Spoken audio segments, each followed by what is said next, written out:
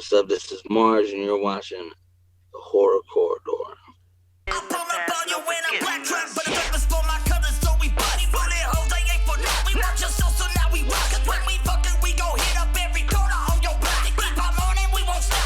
Till the last coffee is dry. Dropping bodies with shotties and getting rotted with my cow. I put one in your lung and put your corpse up in the pile. Your body start to stink because it's hanging for a while. What they say, I'll go to hell because the county says child. Don't call no preacher, but I call no reaper. This shit get deep, cause I'm a creeper. Burn you and peel your cat because it's cheaper. Get your kids, your bitch, your mom with millimeter. And I don't give a fuck about no bitch that 6 don't either. I got a 6-foot hole in the ground, they in the trunk. Before that bitch tossed in, she get fucked. And she'll be way past that, she had enough. And when your whole set red, we settled up. What's up, everybody? Welcome to Horror Corridor. I'm Ian, your host, and we are here with motherfucking your boy Mars. What's up? What's going on, man? Just chilling out here. Just in the streets, Antioch, California. You know what I'm saying?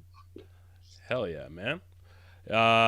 I've been really excited about this. I've been listening to you longer than most horrorcore artists that I've even known about. So you, like, next to Necro, I think was like one of the first big things that I got into. So this is really exciting for me, and I got a lot of questions for you. So hopefully you got a minute. Oh yeah, it's cool, man. Oh yeah, fucking looking good with the mask too, man. I love that shit. Um, Hell yeah, this shit. This is like I've had this one a long time. yeah, who did that mask? Who's the artist? Tom from DWN Productions. He does Axis Zool, or, you know what I'm saying? He does all their masks. Oh, that guy. Yeah, cool. Yeah, Yeah, real man. cool dude. I think he's out in Texas. I think like the first time I ever saw it, like actually saw it, was when the news clips hit on like from you on the news, and I was like, damn, he's wearing fucking mask on the news. Like, I gotta check this dude out. Like, I already heard you, but that was the first time I saw you. So yeah, that got me fucking stoked. That was a different mask back then, though, huh? Right? Yeah, I think this is like the third or fourth one of these ones. You know what I'm saying? Back then, I think me and Kung Fu Vampire, we were eating lunch or something like that in Hollywood when I got the call to do that interview where I first wore the mask on the news. And we were just joking on how funny it would be if I wore the mask on the news. And then like a second or two before, like when they mic'd me up and all that shit, I was, you know what, fuck it, I'm just actually gonna wear the fucking mask, you know what I mean? Mm-hmm. And I didn't tell the reporter at the time that that's what I was gonna do. Mm-hmm. So he was really surprised when I came on the screen. It was already live, you know what I mean? That's fucking awesome, man. Great choice on your part. Hell yeah. Yeah, now I do a lot. At the time, it was a serious interview, but it was like, you know what I mean? They wanted to talk about horrorcore, so I figured, you know what I mean? I might as well represent. Yeah. So, I don't find it depending on what I'm doing now, I don't wear the mask in everything I do because there's a lot of stuff that I do in the community now. Yeah. You know what I'm saying? So, Yeah. like, I want people to take my movements or my, my charity work or whatever I'm trying, my outreach seriously, you know what I mean? Yeah. And it's kind of hard to meet with the mayor and shit and just wear the mask and pictures of this. Yeah. You know what I mean? Yeah. It's cool. Like, you don't have any face tattoos or anything like that, so when you take off the mask, you can actually clean up pretty good and get out there. And I want to get a be very face tattoo. Oh, really? My wife, I'm not sure if she's gonna let me do it, but Oh, wow. I couldn't imagine you with a face tattoo after all these years. It's crazy. this is like a tiny one. I don't want to look like fucking Lil Xan or no shit like that, but you know what I mean? Yeah. But on my throat's next. I think I'm gonna get my throat done probably like next week or something like that. Mm-hmm. Yeah. I've just been waiting, you know what I mean? I haven't seen your arms that much. You're all tatted on your arm, right? I think. Like, I'm tatted like all the way. Yeah. I kind of forgot. Like, I don't remember. But yeah, throat tattoos next. I don't think I could ever. I think so.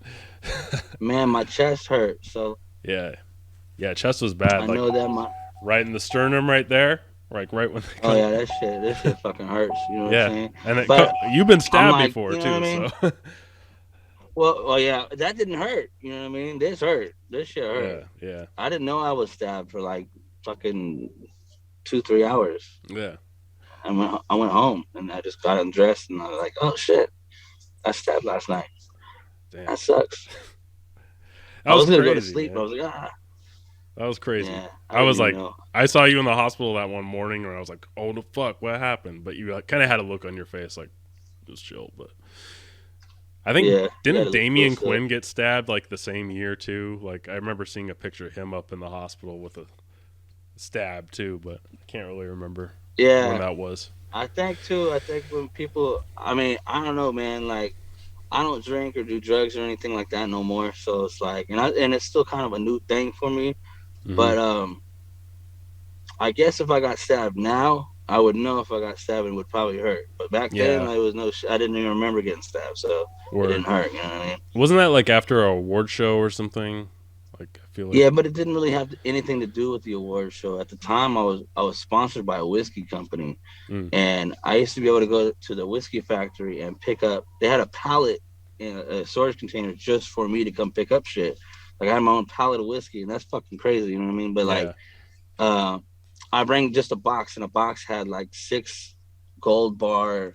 I was sponsored by Gold Bar whiskey at the time, and now they're hella big, so I don't think they want anything to do with me now. But um, I would bring like a box with me when I went out. You know what I mean? I give some of the people I see like a famous rapper or somebody, and I'd give them one and take a picture with it, and for the Gold Bar people. But at the award show, I came and bring a box of it, and I down like 2 of those myself.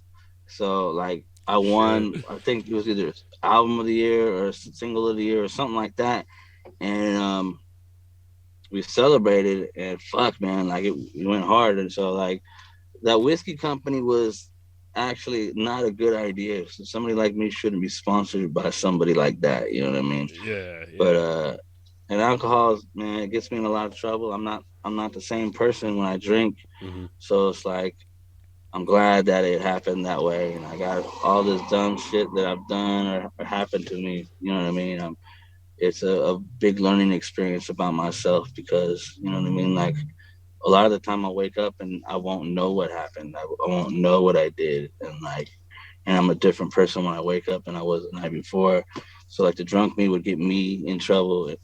And really I was out trying to have fun with my friends and whatever. And then all of a sudden this shit fucking goes crazy because I don't know when to quit. And it's not just with alcohol, it's just with everything. You know what I Yeah. mean? I'm really obsessed with just trying to go hard and do things big. And Like that's just with drinking or overindulgence. anything. Yeah. Oh my God, yeah. You know Yeah. what I mean? I'm the same way pretty much. So I quit drinking as well. Concrete, who was the last guest, also sober guy. You know, I've noticed a lot of people in the scene have had to clean up, whether drugs, alcohol, or both, because it doesn't match well with a lot. You can't keep that lifestyle going too long. And that's what I think. I did another interview recently, and I was telling them like, when I started touring the United States, I was, let's say, I want to say I was 25, Mm-hmm. and you go somewhere and everybody's nice to you, everybody's buying you drinks, there's a bottle waiting for you, you have a pocket full of money from being at the show, you're away from something like whatever city that I'm in. To them, it's normal, but to me, it's like a vacation. You know what I mean? Yeah. Like you're celebrating every day. You wake up with a hangover because you fucking did too much the night before, and Mm-hmm. your tolerance gets higher and higher. And then the more people are nice to you, the more you drink, and then you go home, and that all goes away. And then it's one of those things that you develop such a taste for the Mm-hmm. lifestyle that Got to keep it going. that's kind of what it kind of happened because I didn't know how to, you know what I mean? Where it's almost like people are so nice to you and you don't want to be a dick and like, Mm-hmm. and it's so many different things. Somebody could be like, "Hey, I want to show you my wife's tits," and you're just like, you don't want to be like, "Oh my god, I don't want to see No. those." You have to be like, "Okay, Yeah. Yeah. thanks," you know what I mean? Or let me buy you a drink. And I'm like, okay, you know, what I mean, actually, I Yeah. probably would be down with that. And then the only thing I probably said no to on the road is smoking weed with people because I don't like doing that shit. So Mm.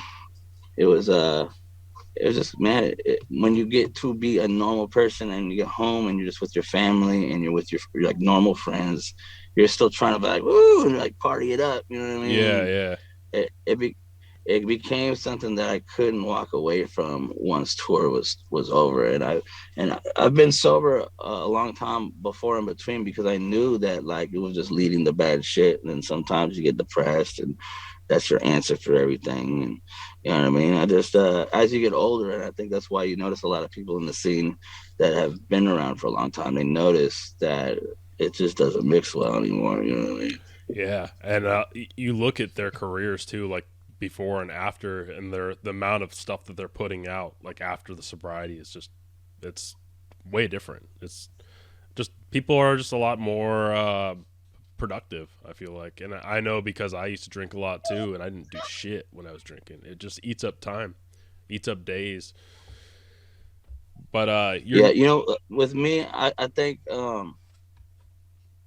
like the last maybe what 5 years, I put out crazy amounts of stuff, and in between there, I was also in the studio getting drunk or hmm doing drugs or whatever because it was like a party environment. You know what I mean? You go there, your friends come with you, or there's somebody famous with you, or you know what I mean. In Wisconsin, like all my friends there, that's what they do is drink. You know what I mean? hmm So it translates to everything that you do. You go home, you have a drink. You go to a bar, you have a drink. You go out to eat, you drink. There's a baseball game, you fucking drink. yeah, You know what I mean? So like again, I had a high tolerance for alcohol, but I just never knew what the end was. You know what I mean? yeah, So like I was putting out a lot of shit still, yeah, and then once I got into hard drugs and like was super depressed, I noticed that I didn't keep up the same work ethic. You know what I'm saying? So like it was almost where I thought I was doing a lot, but I really wasn't doing shit. So when I got sober, I started realizing all the opportunities I was missing up on, or like, you know what I mean? Or I was just more clear headed and I had a plan. Back then, that was the plan. So, you know what I mean? hmm Uh, I, I think now I'm not saying I'm more productive. I'm more smart with my moves and more strategic with how I do things. And start taking it a lot more serious now. You know what I mean? that's awesome. And your new album, The Death, really I think shows that transition in your life too. Basically everything that I've heard from your Replicon Radio interview you did like a year or two ago, I think it was, to the one you just did. Um, a lot of shit has happened in your life. Like you got married, you're sober now, got a puppy, but like there was a lot of like sad shit that sounds like went down in your life too from that album because it's pretty depressing. A lot of my music before the album reflected a lot of my mistakes or a lot of my turmoil in my life or a lot of just me having to deal with the consequences of all the shit that I did and all the people I surrounded myself with, or the toxicity of what I allowed to be around or what I got used to being around. And like even bad things, like you can separate yourself from stuff and or be separated from stuff and still miss it even though it was bad for you. You know what I mean? So it's like Yeah. a lot of my music was being put out as I was feeling like stuff. But the Death EP was made, like the Murder EP was made when I was happy. You know what I mean? So I hmm wasn't going through any of the shit that I was talking about then. hmm And then this EP was almost the same amount of songs, and it took me like a 6 month period to record it because I was just too tired or too over fucking exhausted or too hungover or too like just on drugs and I didn't want to do anything and uh but in a way it was good because I went through all the emotions of recording that album as I was going through or reflecting on. And even I did songs at the end where I was sober and was trying to do better for myself. So if you listen to the album, I'm going through a set of emotions and you can see me kind of come out of it at the end of the album. So it's like, it's cool to be able to hear that from myself. And there's some songs that make me uncomfortable listening to it because I'm being so real. hmm And it was I think I knew a lot of people were gonna be like, "Holy shit, this is like way different than what we expect from them or whatever." But really, I think it shows my growth as a person, an artist, because I allowed to open myself up to real life feelings and still reflect on the darker parts of my life. You know what I mean? Yeah. And it reminded me a lot of that single you put out a few years ago called Hold On. that was kind of talking about like the hard parts of your life and shit like that, but how you're holding on through it. And then even earlier than that, there was a different tune that was kind of another one that was kind of like self-reflective. So yeah, you've had that throughout your career, I the know, self-reflection. but it's like it's crazy, and I'll tell somebody like that a lot of the songs that I'll record like are just me talking or just whatever, and then I'm not actually going through that stuff. But this is one of the first times in the last couple of years most of my music was actually shit that I was feeling and going through and all that stuff. So it's like with this album, I kind of just got comfortable with that. And, I think as an entertainer, people want to identify with a person so they feel like they know them more.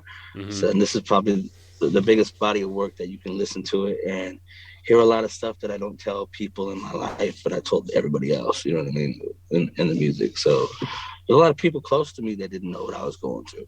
There's a Mm-hmm. lot of people that listened to me that could see something was wrong. And there's a lot of shit that I had to go through because what I mean? I was living a fucked up lifestyle, Yeah.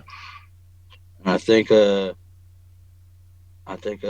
this the music that I put out now is or at least at this moment is more identifiable with people too because I'm not the only one going through the same shit. So when people hear it, they could feel me on a better note, I guess. Yeah, I think a lot of these songs you could play for like a whole different audience than the horrorcore audience, and they could feel it too. Um, I think it could definitely hit a wider audience. And when I first heard it, I was kind of like, well, a lot of these songs are more personal, like less horrorcore or whatever. But like if you really listen to each track, there's like some horror shit shoved in between, like on Oddity, on Dream of Death, I think it's called. I'm sorry, I don't have the track list in front of me. Um, There's like Living in Hell and Dream of Death are like very similar in a yeah. way, and I feel like um my horrorcore has adapted to the darker parts of myself. You know what I'm Mm-hmm. saying? So it's like, uh, sometimes I do want to kill people. Sometimes I want to kill myself. Sometimes I am depressed, or sometimes I am on drugs, or sometimes I fucking want to do shit that I say in there. You know what I mean? It's all real life feelings and stuff like that. And then the fantasy aspect is also what people fantasize, when you're so pissed off at someone, like, oh, if I seen this motherfucker right here, Mm-hmm. I would do this, do that, and do this. And you fucking daydream about how much you fucking hate him. To me, that's like a lot of the songs that people do in horrorcore. If they really put those real feelings in it, it doesn't really have to be fantasy. I mean, it'll be fantasy, but you know what I mean? I Yeah. feel like a lot of horrorcore is just the darker parts of people, and some parts of it are like way extreme, and people won't do shit like that. But that's the fun part of it. Hell You yeah. know what I mean? Is the over the top shit. Yeah, yeah. I love your gore tracks too. Like that's the cool thing about you, man. Is like you have every type of like pretty much everything in the hip hop style, but like especially horrorcore, you have every type of horrorcore too. You got old school horrorcore tracks. You got like trap tracks. You got like singing tracks. You got everything. So it's really awesome. And I didn't really start out to do that. I just got more comfortable with picking beats from different producers that I challenged myself with or Mm-hmm. whatever, you know what I mean? Like for instance, on the album there's two songs. There's Trouble and then there's Fucking You Right. And if you listen to the verses, there's no cussing in those. In the hook on Fucking You Right, I obviously I cuss because that's the title, but those two songs really don't have a lot of cussing in them. And I think Trouble has no cussing on it. And but it fits the theme of the album because the theme of the album is a serial killer that picks up these women at bars and then he takes and kills them because he's depressed and going through all this shit. Mm-hmm. But it was a way for me to kind of do songs where there wasn't no cussing in it, and it was had a fun sound to it, like a summertime sound to it. Yeah. But really, the storyline is that the girls that I'm being like, I know your man ain't fucking you right, and I get this bitch and I just take her to the hotel, but really they find her dead somewhere later. You know what I mean? That's the storyline that I'm going with. Hell yeah. I love it, Plus, man. you gotta imagine me doing all this shit with the mask on still. So Yeah, yeah, yeah. No, that'd be hilarious too. Like you're just like chilling at the bar trying to meet a chick, like just be real with her, but you still got the mask on. I'm sure that's probably happened on accident. I think I've picked up girls at shows like that, which is really weird. Yeah, it is. But sometimes I don't know. I'm sure the Guar guys have gotten chicks in their masks too, but they're probably better looking I know with the for a masks fact on. that they probably have. Yeah. I had a girlfriend that was a huge Dave Brockie fan, like huge. You know what I mean? So I'm sure those guys are getting some pussy. Speaking of Dave Brockie, though, like, I had some really good times listening to you on W Fuck Off Radio when you were doing the Suicide Hotline, and you had Dave Brockie on. Yeah. Which is like, that's a big deal interview to have him. I try to have on my shows to have the biggest guests I can get, especially at the gathering. I try to get all the main stage acts to be on one show. Mm-hmm. But what's crazy about Dave Brockie is that I didn't know a lot about Dave Brockie, and he called me before the interview and he's like, "Hey, what's up? This is Dave Brockie. Odorous is gonna give you a call in like 10 minutes." And I was like, "Cool," I thought it was his manager or some shit. And then he was like, "Oh, this is Odorous." And when he called the next time, and then my ex-girlfriend was like, "Oh yeah, Dave Brockie is Odorous." I was like, "What a fucking, that's genius." It made me respect him even more, Oh yeah, dude. Yeah, he really doesn't merge his characters. He's always like, he's either Dave Brockie or Odorous. He never refers to. Yeah, that's funny though.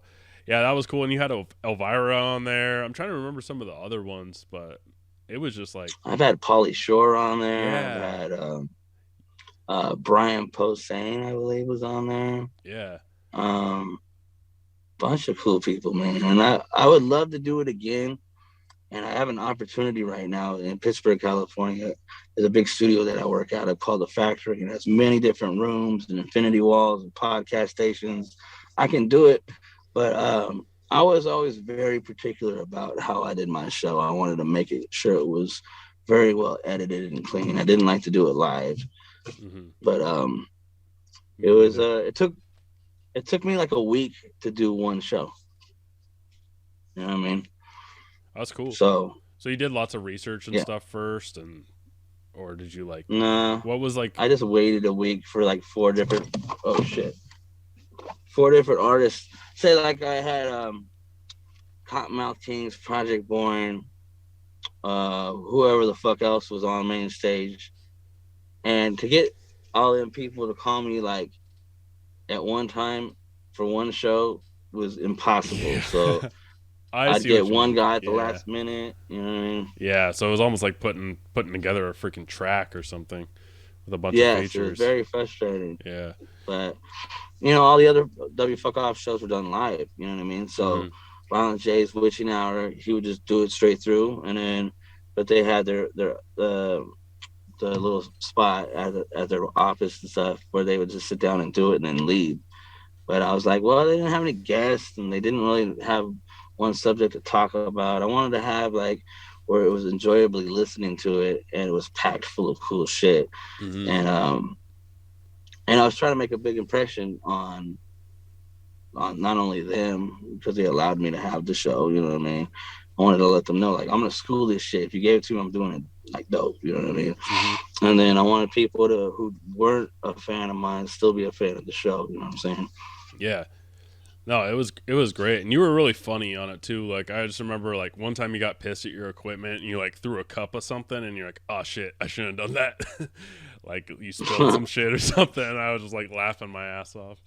But yeah, I would love to see you return to radio.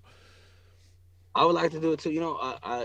I worked for CBS a few different times doing different parts of radio, and I've interned on 102.5 KSFM in Sacramento. I was an intern, and I helped book guests and stuff like that. That's kind of how I was able to do stuff like that for myself. And I had a chance to do a lot of stuff, but I think I'm the type of person that tries to pack in a bunch of shit in 1 week, and sometimes I don't want to do shit. So it's like I put a lot on my plate and I try to juggle it all. And that's one more thing right now that I probably don't want to do yet. You know what I mean? Mm-hmm. But I do want to do it again. Well, now radio has kind of gone over to podcasting. And I think like if you're doing pre-recorded shows, podcasting would be a really good format for you. And you got the connections. I'm you just got so the voice. picky, man. It takes forever. Yeah, for sure. Yeah, this show I try to like streamline it, but yeah, sometimes there's some holdups, and yeah, it can take time out of your life for sure. And you got a lot going on. So I was gonna ask you, do you still have a copy of Sid's, your first You know release? what? I did. I did have a copy very recently, probably about until about 2 years ago. Um, Unfortunately, every time I break up with a girl, they end up keeping all my stuff Mm, because I guess I don't know what the deal is, but half of that, like I've lost a lot of my collections that way, like a couple times. You know what I mean? So, recently somebody was like, "Hey, do you have a copy of Slaughterhouse?" And I was like, "I don't." They're like, "Well, I'm sending you one of mine." And I nice. was like, "For real?" And there's some kid that messaged me, and he was like, "Bro, I have this. I've been listening to you for a long time. I'm gonna send it to you." I'm sorry, I don't remember his name off the top of my head, but Mm. like this week he sent me a copy. So Oh, word, man. um, That's a good one. I'm getting better to this. I'm just getting better at my uncle. I gave him a copy of it. He puts it somewhere, shit, collection of my own shit or whatever. That's awesome. Your uncle collects everything for you now. Is that what you said? You cut out Yeah, for a second. he's yeah, he's one of the people that kind of I give him a copy of everything just to make sure that somebody has a whole collection for themselves. You know what I mean? So Oh, that's cool. he might have a copy of Sid's. I don't know. He probably wouldn't give it to me. He's like, I don't trust you with this. Not after everything that's been lost. Yeah, What's the the rare? police at one point Oh, sorry. they've Go ahead. had all my stuff. Oh, the police have. What was that Yeah, for? that was an attempted murder charge. This is I went to Los Angeles when Strange Music was out there, and me and Travis O'Gwen had a meeting. And I bring up a bunch of stuff to him to go look at, like magazines and stuff that I've been in. And my uncle had all this shit, and he went up there with me. But that night, I got arrested for some shit, and the cops took all the stuff that I had with me as evidence, so I didn't get any of that stuff back. Damn, dude, that sucks. Yeah, Never giving that back. That's fucked up. yeah, it was a bunch of cool shit. Like there was like Vice magazines in there. There was like, remember it was like HorrorCore magazine back in the day. Yeah, I've never I owned a think copy, but I had a cover, and I think Necro had a cover, and I'm not sure who else had one, but that was in there. oh man, Bunch of shit. I wish I had still. that sucks. What would be the rarest horrorcore memorabilia you own? Still. I have so much, man. Uh, those I still have. I have an Isham erotic poetry 2 tape, Nice. and if you haven't heard of it, nobody really has. I don't. But I've I never have heard of one. it. That's why I said nice. Uh, um, I have a Carnival of Carnage record, like a vinyl record, original, still in, like it's not sealed all the way, but it's sealed. Like it has the original packaging on it. Nice. It's just a black sleeve with a blue label.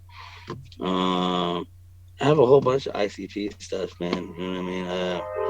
Then I have like weird items that I've picked up from just being out with people. You know what I mean? Mm-hmm. Like ICP, like I'd be performing with them in some state, and then afterwards, when they're cleaning up, I'll just grab a little set list or whatever and Yeah. take it with me. You know what I mean?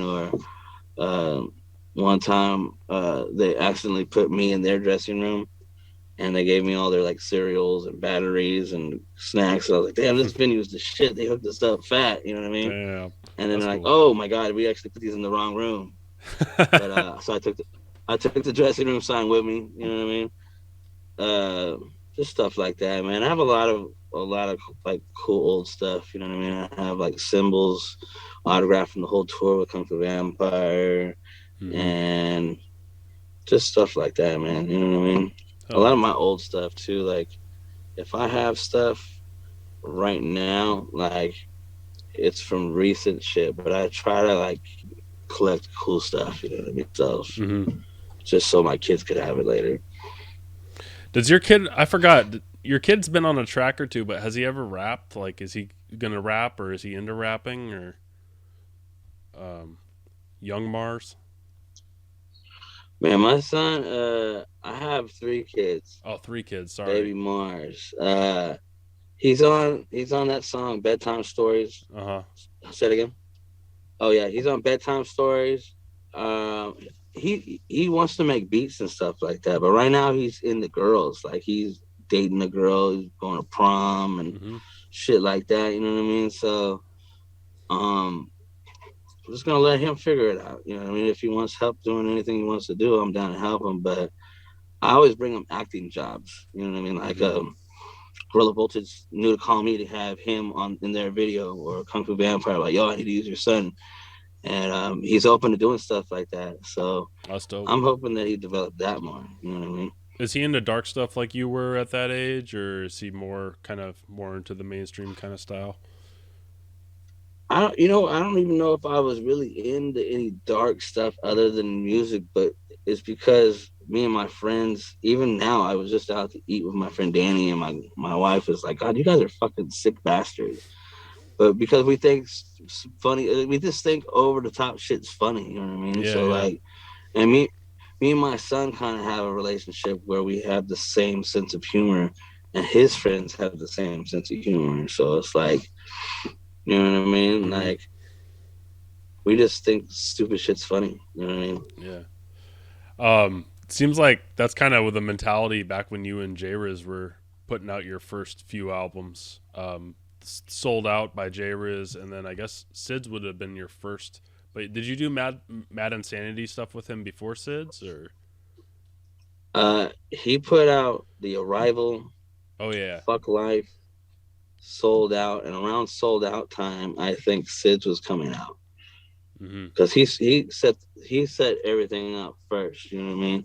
And then that's when everybody else was in on the label, but me and him stuck it out more than everybody else. Mm-hmm. And then whenever he got into whatever the fuck he was doing, I kind of just well, we did Man Insanity, and then I think I just kept doing me. You know what I mean? So it's Mm-hmm. like, but me and him are the same way. Like we don't talk to each other for weeks, maybe months sometimes. And then when we call each other, we fuck around like we did when we were in seventh grade on the phone. Like you can't put us two together in the room without stupid shit. You know what I mean? And that's just our personality, and that's especially his personality. I would love to see It's you like, guys like do another Mad Insanity, because like especially with the direction like your solo music's been going, like I feel like Mad Insanity would be totally left field with J Ruse.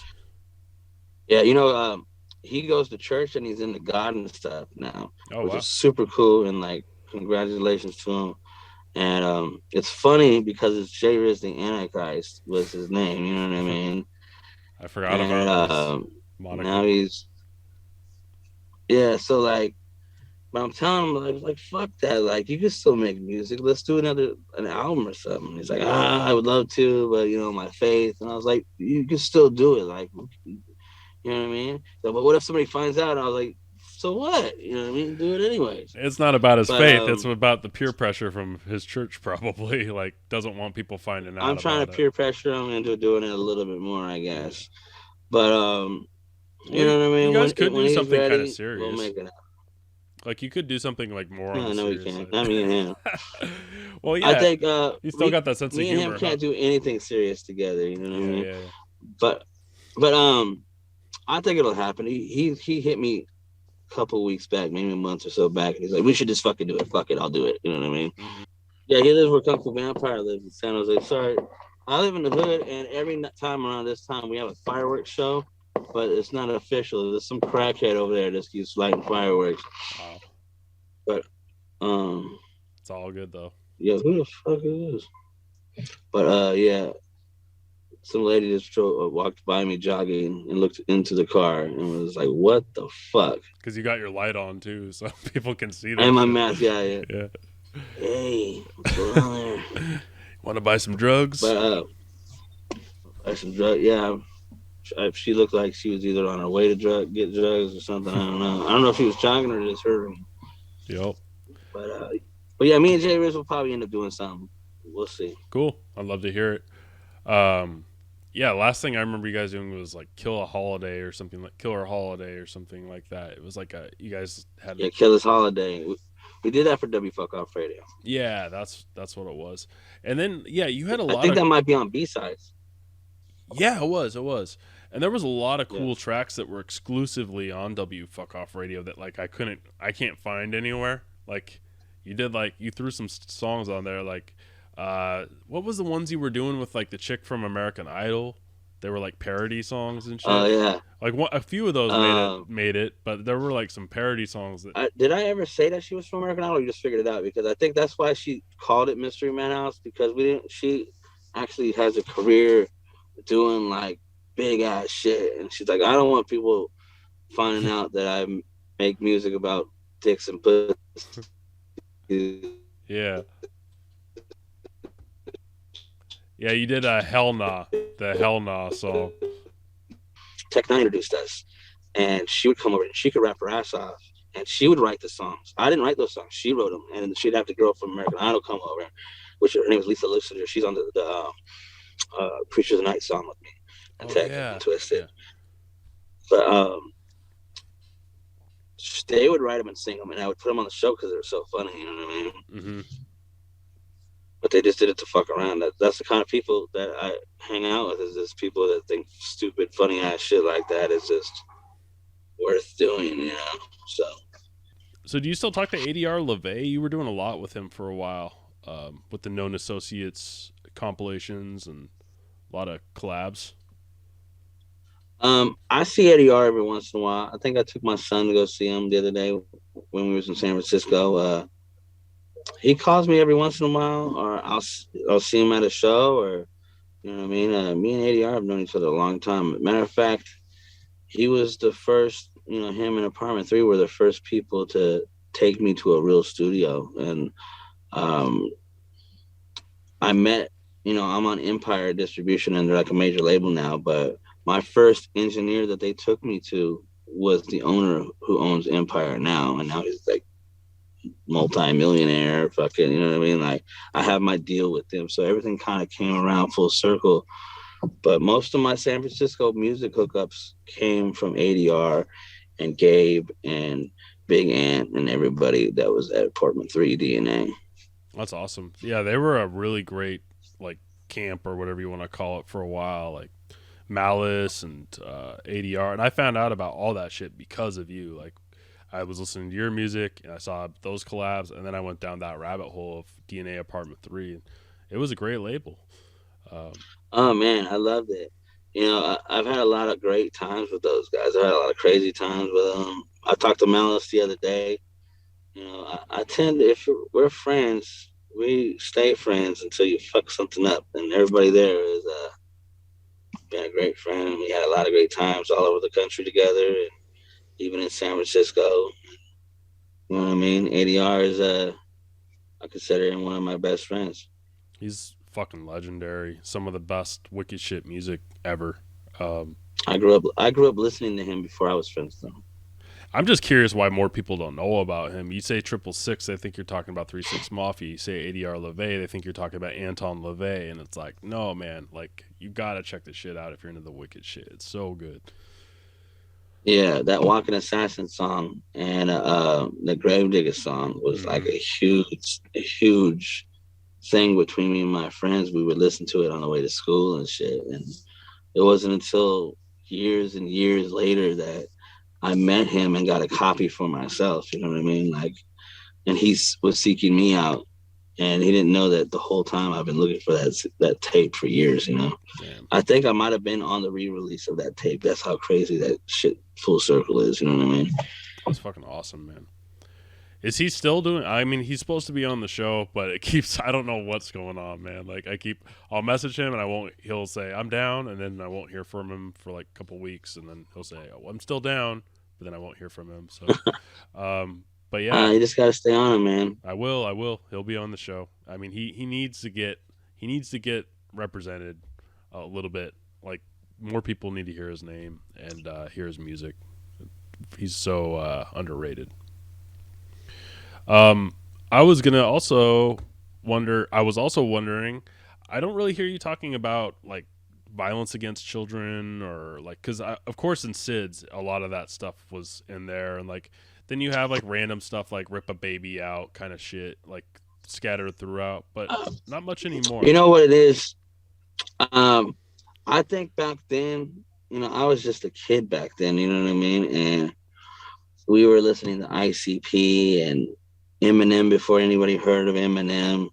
Before he was signed with Dr. Dre, we were listening to shit like that. We're listening to 666, who did talk about shit like that.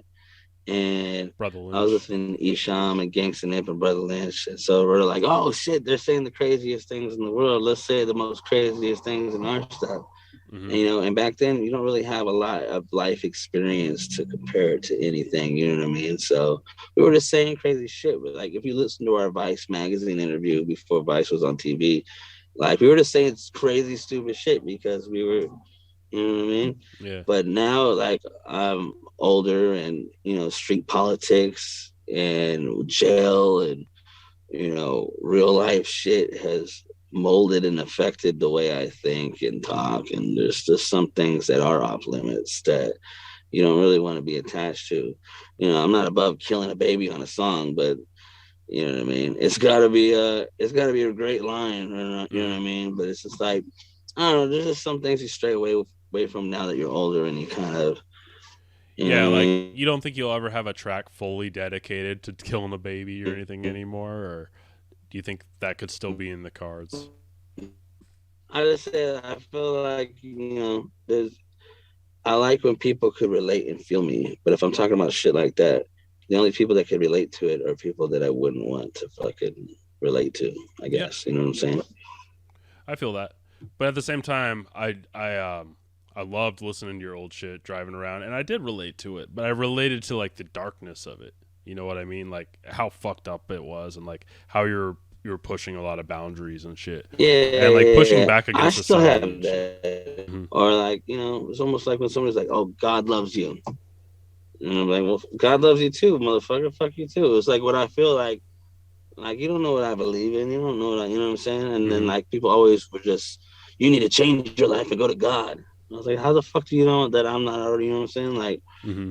it was one of those things where I hated shit like that shoved in my face, Yeah. and I have a lot of resentment for people assuming things about you because you're quiet with them. You know what I mean? So Hmm. it's like it was one of my ways to express myself by saying I don't give a fuck about what you believe in, and like I'm my own person, and let me be what I want, or because this is how you see me anyways, kind of thing. You know what I'm saying? Hmm. I think So it. you Yeah. give people the worst of you because they are already expecting the worst out of you. Hmm. I think it's important because we live in like such a puritanical society, and like everything is so censored now that I think it's like it's important to have that kind of the content still in existence. But I can totally see also why it can. I would say at the same time as I would say at the same time in horrorcore, like I also like the fact that we're not a cancel culture type of genre. You know what I'm saying? Like Totally.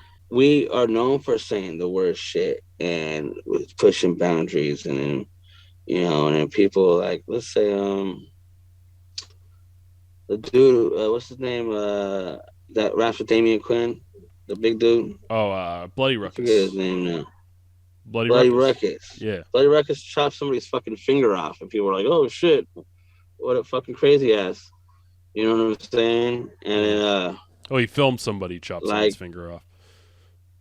yeah, and yeah, but just like, okay, there was nobody mad at him for it. You know what I mean? Because like, oh, he raps about that anyway. It's kind of weird, Hmm. but you know what I mean? That's what he was supposed. Like, I just feel like you can't cancel nobody who doesn't want to be canceled. You know what I'm saying? Like, if you like somebody for the shit that they say in their music, and they do some shit that they said in their music, you don't have to like the person, but it's kind of weird that you liked him when you thought that was his character, and then when he shows you that that's a piece of him, then it just, you know what I mean? It's just weird to me. Like Will Smith slapping somebody, it was like, oh shit, Will Smith slapped somebody, let's cancel him. And it's just like, okay, but if it was fucking Dr. Dre that slapped somebody, people were like, oh yeah, he's done that before, no big deal. Well, he just reenacted the Independence Day scene where he punches the alien. You know, like he pretty much did his. He just did his own shit, just like live TV. Yeah, I mean, I just feel like the whole cancel shit is stupid. If Will Smith was like, yeah, I slapped that motherfucker and I'll do it again, then people could be like, oh, well, obviously he's not sorry for what he did, but you know what I mean? Yeah. Like you can't cancel him if you don't give a fuck. Yeah. That's why he shouldn't give a fuck. What's the most nostalgic era of your career? I think I talked about this before, but one of my favorite times was my first my first tour, my first day of tour. I was out there with McNasty and Shy One and the Psycho Killers and Don Adr and all of them out in Florida. It was good to just be out of the state with a bunch of people that you know and everybody doing shows together and you know what I mean. Like it was kind of dope to just know that that's what you wanted to do for the rest of your life. You know what I mean. And then fast forward, it wasn't that long until Insane Clown Posse and Psychopathic had me start touring with them, and just being like as a huge fan of this genre, just being backstage and playing basketball with ABK and Blaze and Insane Clown Posse. And, you know what I'm saying? Like, Mm-hmm. and you're just like, wow, how the That's fuck did crazy. I Yeah. weasel myself into this? Like, I did it, you know what I mean? Yeah. And just them, just fucking around with them and just being there with people that you've loved and respected and enjoyed their music. And it's knowing that you fucking went from having pictures on their wall to being with those guys. And just, you know what I mean? It's like Mm-hmm. where you're like, you're proud of yourself, trying to soak it all in. You're still trying to make friends. You're not trying to do nothing stupid. You know what I mean? You have all Yeah. these rules to follow, but you're celebrating at the same time. And it was like, man, like it was great. And just meeting girls on tour every city because you're with these guys and you know what I mean? People recognizing you from all the work that you put in to get to that point in every city that you've never been in. And it's just like it was a great time for me because it was like I felt all the shit that I was doing led up to that point. But there's a lot of people in your way in steps like that where they tell you like you should get a real job and Mm-hmm. you know what I mean, this money may be coming good right now, but it's never gonna last and you know what I mean? Like it was just a time of my life where I knew that I was doing what I loved to do and it was working and then regardless of what anybody told me that I could or couldn't do, I did it and I believed in myself and the reason that I was there was because I believed in myself and nobody else did. And I did it. And it went from where like another era of my life was where when my parents would also be like, oh, why don't you think about your future? But I knew that I was making more money than both of them at the same time by just doing shit like this, wearing a mask and rapping about killing babies. You know what I'm saying? Like, Yeah. Yeah. and we're like, why would I want to get a regular job? It looks like you guys hate chores and you're not getting paid enough. You know what I mean? So Mm-hmm. it's like, to me, it was just a good time to be like, I fucking proved everybody that I can do it, and I proved everybody fucking wrong. And I'm raising my kid with my girl, and like it's all because of music. And it was like a fuck you to everybody because I was living the life I set out to live. You know what I mean? And it was a magical time in my life for sure. And I owe a lot of it to like Bon and Jay. I owe a lot of it to Psychopathic. And I owe a lot of it to ADR and just you know what I mean. A lot of people who gave me chances, who seen something in me, were like the stepping stones to me figuring out that I could do this shit. You know? Well, those are some amazing people to be noticed by too. So that's fucking great. And I'm Oh yeah, I'm not even surprised that you were noticed too. I mean, you have such an original voice. It's unmatchable by anyone else. And you got multiple different versions of your own voice. So kind of like Bloodshot, where you like don't yes, even need to like have backing vocals because you can do your own backing vocals because you have different kind of sounds. yeah. Yeah. So I mean, I You think know, you would around like. that time, I was just saying you would be a huge commodity for a record label. you know, I had caught wind that Psychopathic was asking underground artists songs for this compilation, but I didn't get hit up yet. And it like pissed me off. You know what I mean? I was like, what the fuck? They didn't hit me up. I'm doing all this shit. Like at the time, like Schoolhouse Glock came out and like, you know what I mean? I was like the man, but they still didn't hit me up. And I seen like Q Strange got one. I was like, damn it, Q got one.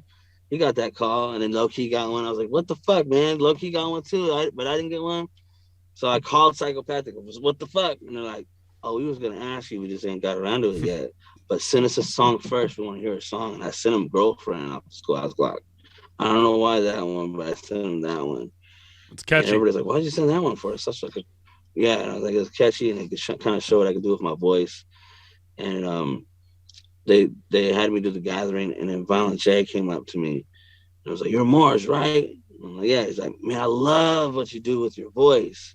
And I was like, nice, because some people just fucking don't like it, or some people like it. And I'm glad he was one of the people that liked it. And he asked me to tour with him right in that same conversation. He asked me to go on tour with him.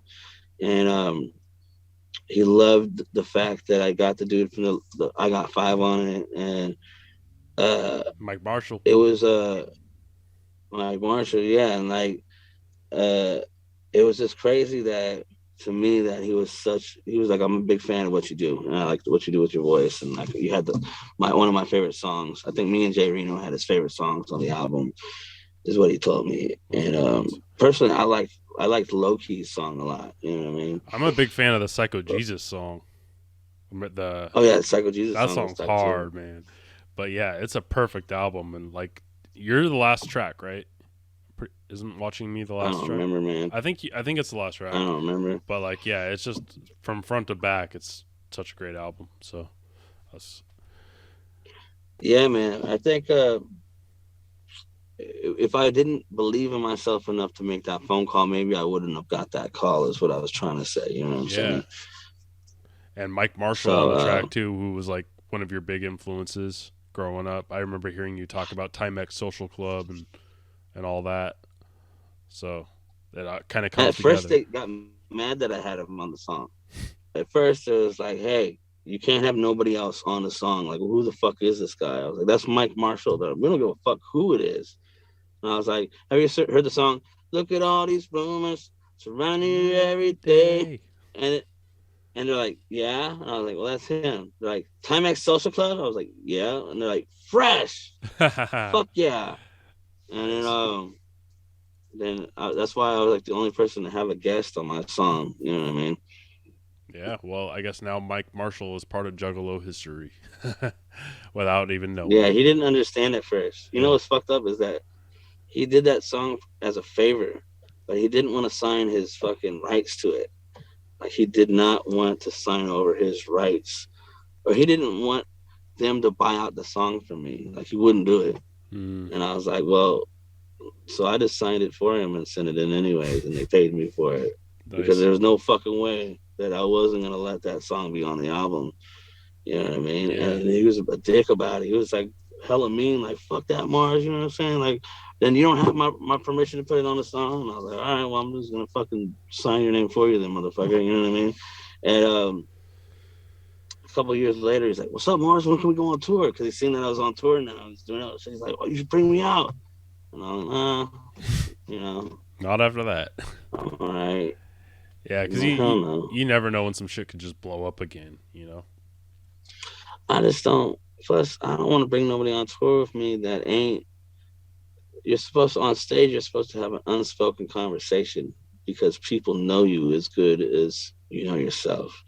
So I wouldn't want to bring nobody on the road that doesn't know me in a hotel room, or doesn't know me in a van, or me on stage, or me, you know what I mean? Could get a little weird. And if they're like, oh my God, Mars is fucking wilding out right now, they'll be like, that ain't shit. That's gonna do worse. You know what I mean? But not only that, I don't want to give part of my money that I'm making to anybody else unless they're one of the homies that I invite. You know what I'm saying? Like, yeah. So I remember either hearing in a podcast or something that you don't really watch that much horror movies for your influence on lyrics. It's more about like true crime, like real life stuff for like the more horror. What kind of gets you actually more in your old days? What inspired you for like your like more graphic lyrics, like your horrific lyrics? I just think that I was trying to just say the most over the top shit we could, because J Riz, he was saying shit that I was like, oh shit, that's hilarious. Or like even like Wanna See Sick, he was saying shit that only we knew was about, that only we knew was funny.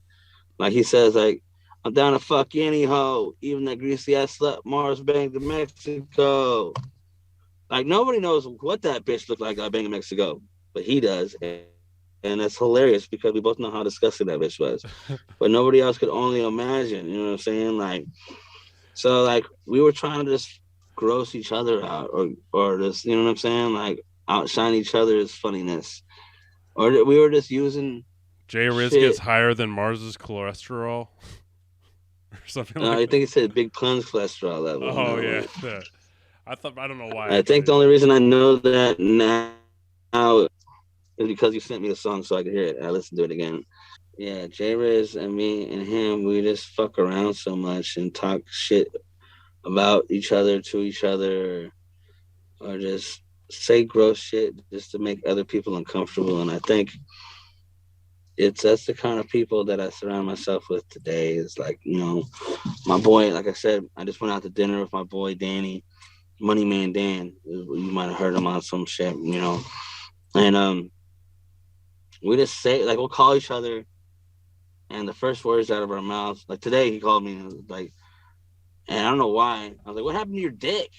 And he'll just be like, oh, I got fucking snagged on a fence when I was hopping the fence. And we just go into some weird tangent and make each other laugh, making shit up that's not real. And that's the kind of personalities that me and my friends have. And Danny is like sort of a new friend. I've only known Danny like maybe the last 5, 6 years of my life, but Mm-hmm. he's like J Riz in a way, or Swizz. And me and him will just call and just say stupid shit that only me and him think is funny. And then half the time, most of our shit and our music is doing what we think is funny, and we don't care if anybody else does. You know what I mean? Mm-hmm. Other people might think it's sick. You know what I mean? So like horror movies was never really my big thing. You know what I mean? Mm-hmm. Because like I like funny shit. You know what I mean? I enjoy like comedies and stand up comedies, and that's why you'll see me like hang out with like comics or famous comics or actors that were comics, is because I'm a bigger fan of them than I am of music anyways, you know what I Mm-hmm. mean? So it's like I like being around funny ass people. So if you were to think of like a deep cut horror movie, something that like really influenced you or something from maybe the last few years or maybe from like your younger age, what would it be? Well, you if you follow me, you see that like I get free beverages or free, my sponsors give me like free jewelry and Mm-hmm. free. Okay, so in some form of fashion throughout my life, um, I would get the free shit. And Gorgon Video was one of the people that I would hit up, and they would send me all of their um, Faces of Death movies and Henry and all that shit. And I was so intrigued by the Faces of Death because as a kid, my grandma would be like, "You gotta watch these fucking videos." I don't know why she was showing to me like people eating monkey brains and shit when I was like 5, but she was super into it. She's still into shit like that now, That's awesome. and she she let me watch it one day, and I remember I couldn't watch it, and then so I started having them send me all these videos, and it was like so crudely made yet almost realistic, and I was like, damn. So like if you look back to the commercial I made for the Death EP, Mm-hmm. like films like that are very similar to the style that I use there. You know what I mean? It's dramatic. It's like dramatic, uh, but drama cinematic looking fucking dramatization shit. But they want to make it look real. But if the worse you make the filming look, holy shit, you scared the shit out of me. The worse you make the filming look, the more real it looks. You know what I'm saying? Yeah. So it's like, yeah, Have you ever seen like the August Underground movies that are like shot on videotape? yeah. No, I haven't. Oh, they're shot on like VHS, so they look super creepy. You know what? I watched a movie recently about the guy from fucking 3060 or some shit like that, where he's like some from the future and he somehow makes it back here, and it looked like a documentary. And I watched it, I was super into it, and I thought I was like, I believed him and shit. And then I found out that the guy from Blair Witch fucking filmed this shit, and I was like, oh motherfucker, they got me. You know what I mean? I don't even And think then I've heard of that one. oh man, it's on I think it's on Amazon or some shit. But Mm. like I was like so pissed because I was already invested into watching it, and then like I looked it up when I was done to find out more information about the guy, and I found out it was bullshit. But I was like, well, it looked real because it looked like shit. You know what I mean? Mm-hmm. And I think once I found out that Faces of Death was fake, then I was like, motherfucker, again. You know what I mean? Because it looked like shit. It had to be real. Yeah, yeah, yeah. That's called cinema verite, where you like film it like make it look like a everyday footage, so it like kind of comes off as realistic. Um, but I also like with your skits that you have, especially for Zodiac and Locked Up Abroad and stuff. You always have like kind of like a newscaster or like a documentary style. So it makes a lot of sense that you like those Faces of Death stuff as a Well, kid. if you listen to Locked Up Abroad, I have. So when I get like these horrorcore interviews, when like the Psycho Sam shit happened or the Red Lake, Minnesota shit happened, I get interviewed by these reporters, and then I have all this stuff of them saying my name and Mars and was Hannibal Lecter mask and all that shit. And then when that day is done, they have all these other reports of real shit like murders and stuff. So what I would take their reports of everything else and then splice mine in there because it's the same voice Yeah, and make it sound like I was doing it. You know what I mean? And yeah, it's like nobody does shit like that because they can't. You know what I mean? yeah. But like I just talking about it right now, I could think that there's some I haven't used with Darcy Poland, who passed away from WCCO in Minnesota, that I could find her old reports and splice those in for something new. You know what I mean? Mm-hmm. So it's like it's real shit because they're real reporters. You know what I mean? Yeah. It just seamless because it's the same voice. Matter of fact, Joe Vasquez. Joe Vasquez from KPX Channel 5 News in the Bay Area. Um, he's a good friend of mine, and we met because of the Psycho Sam stuff. And I've gave him a bunch of different stories to cover, or hooked him with different artists like X-Rated or Kung Fu Vampire or the XO Music Festival. And when stories happen at music, he always comes to me. So there's times where I'm like, dude, have you heard my album? You're all over it right now. And he's like, no, what? And he listened to it and he's like, that's fucking genius. That's And I was like, I awesome. wish I could have just called you and just had you just do a report for me for it. But I didn't think you were allowed to do that. So I just did it myself with your voice. He's like, fucking, they can't hate that. You know what I mean? Hell yeah. No, it works So great. yeah, I I love like having that edge I love the in vibe. music. Like I love how it adds to the storytelling too. Like especially in Zodiac and Locked Up Abroad, how you kind of had like that '70s style to the beats and stuff like that, and a lot of like G-funk stuff, which kind of goes back to '70s samples. Um, Yeah. yeah, it's just really cool how like I feel like it's kind of rooted in like the '70s like exploitation era. You know what I mean? I'm such a big fan of the artwork. If you look at the fonts that I use, I use a font called Cable for a lot of stuff. Okay. And they use it on those movies. The guy who did the artwork for Locked Up Abroad, he's an artist from South America, and he nailed that look. And I was like, holy shit! So I'm gonna make the whole album have that theme to it, Mm-hmm. and the colors that I use, the oranges and the maroons and the yellows and that off weird green color and the cream colors and all that stuff. I'm such a big fan of stuff like that. Mm-hmm. And I'm a big fan of movies, but I ruin movies for myself because I'll watch a movie and I'll try to figure out how they do it all. You know Mm-hmm. what I mean? And I'm like, the oh, same that's way. Yeah. you know what I mean? Yep. And I'm the type of person, if I like a movie, I'll watch it 100 times. You know what I mean? Like Fight Club, I know the movie, the narration and all the dialogue in it on time. because I've watched it so many times because there's still new stuff in the movie that I like seeing or you know what I mean. Well, So sometime check out August Underground. I think it might be something that kind of does that.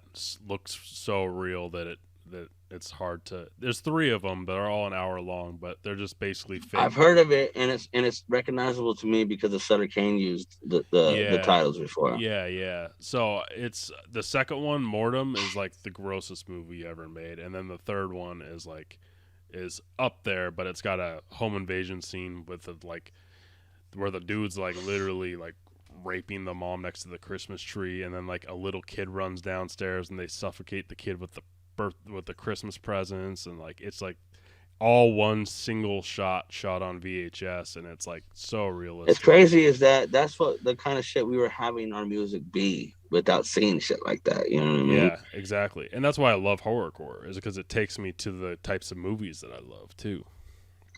And and horror in general is such a niche market for people like that. You know what I mean? Mm-hmm. And I knew when I put out this album, when I put out the Death EP, it has the word death on it. You know what I mean? Which is very misleading if you're expecting a lot of murder on it.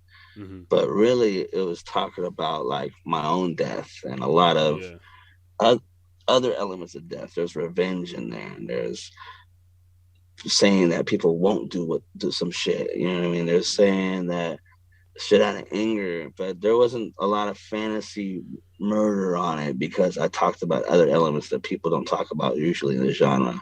Yeah. And it's very comparable to like Little Peep and shit like that in a way, but with more of a horror edge. You know what I mean? And like, uh, and I thought when I put this album out, I knew that if I started the album out with the depression songs, that it might drive people away from it too early. Yeah. So that's why I put all the murder horrorcore shit first Yeah. and used that as the opening for it. And I branched out into more of the storyline. And there wasn't really a storyline, it's just the way I placed all the songs, kind of like Yeah. went through that emotion and the way it flowed in and out. I kind of picked the order in that.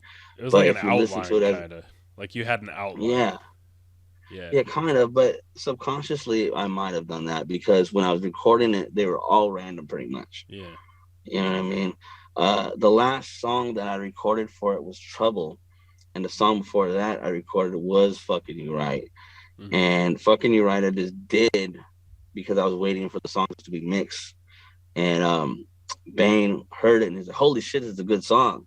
Mm-hmm. And I was like, I kind of have another one in me, so I'll be right back. And he sent me that one, and then I laughed. I was like, well, it could be about that, and it couldn't match the rest of the album because it fits the storyline. You know what I mean? Mm-hmm. I'm picking women up at bars, and there's no cussing in it. It's almost radio sounding songs, and but it still works. You know what I mean? And I thought people may not get that aspect of it, and I was worried at first that it was too light, like I watered myself down, but I really didn't water myself down. I just didn't dilute it with all the horror shit. It was more of a pure album for me. So it was like, and I was surprised that I got such a big response that I did from the album is because people did get it. You know what I mean? Yeah. People did. I've seen social see media. People are like really on this one, like way more than Locked Up Yeah. Abroad. Because when Locked Up Abroad came out, I didn't really see the same amount of buzz that I'm seeing now. You want to know why? Is because 9 days later I went to jail for months and months. You know what I mean? Yeah, fuck. So yeah, I couldn't promote that one how I wanted to like this. Yeah. You know what I mean? Mm-hmm. So it took me a long time to recover from that shit. You know what I mean? Like personally and like not musically, but like just personally. Like I had a lot of just fuck. Like I fucked everything up. Like you know what I mean? I was like in loss. I was I was depressed. I was sober for a long time after I got out of jail, and stuff came back into my life that kind of fucking made me more depressed, and like it was me going through the motions of it all. So like that's why Locked Up Abroad had more of that element than this one, was because I wasn't going through anything when it was recorded. I went through it afterwards. So this is the first album since then. But if you listen to all the songs like Toxic or Sick of You or Pray for You, I'm telling my story in there. Mm-hmm. They're real songs, and like I'm telling people what's actually happening and my side of things, and my feelings, and my guilt or my fucking depression. And it was just one song at a time, but as a collective, I got to kind of put it all in retrospect. You know what I mean? Like, kind of got to, you know what I mean? Just vent. And, you know what I mean? Do you think you'll ever make a compilation of all those singles that you've released over the last few years? Because people like me, we love to have those compartmentalized, like into a CD. But You know, I'd like to. I'd like to. You know what I mean? At the moment, right now, I'm speaking with a new manager, and I have all these deals in place with a lot of different brands. Like for instance, there's some of them I can't talk about yet, not because like contractually like obligated not to. It's just because I want it to be a surprise. But like for instance, right now I could talk about this one because I don't think he gives a fuck, and I kind of, you know what I mean. It's something that between friends is like DGAF clothing. Me and Chucky Chuck are talking about putting out a Mars shirt. You know what I mean, and for a Mars DGAF collab. nice. And I have all these other stuff coming out that will fill the void of merchandise, but it'll never fill the void of music. And then one of the things that I'm talking about with my manager is repressing my catalog.